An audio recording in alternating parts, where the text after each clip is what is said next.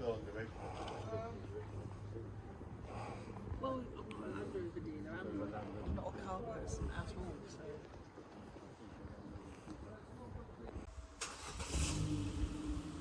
So here we have this charming Series 1 Land Rover fire tender, probably from the mid-late 50s.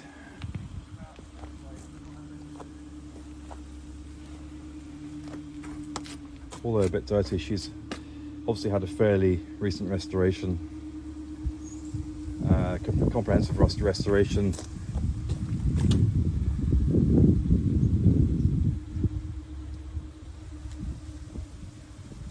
She's very straight indeed, all the panels are good.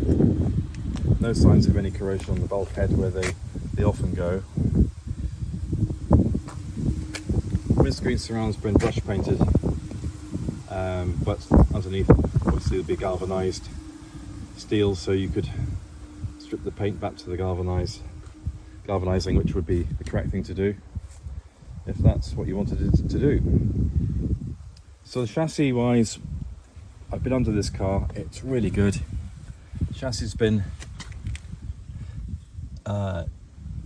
stripped and painted, and all the outriggers are solid.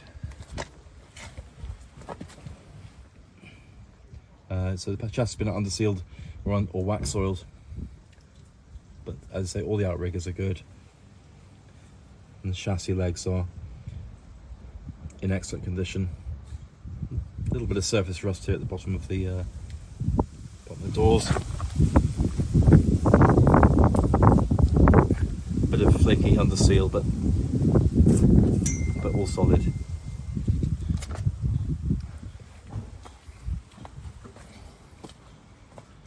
Rear cross member is as new, probably a replacement.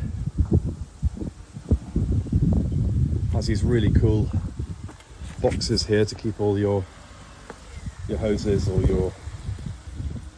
your gear for fighting fires.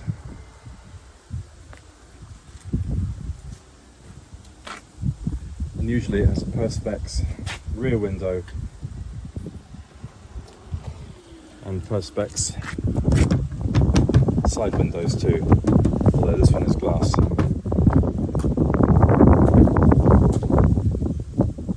A very, very unusual machine with some documentation. Said to run and drive very well. Non-standard rear lights, as you can see, and there's a rear door. If it had a rear door, it's missing.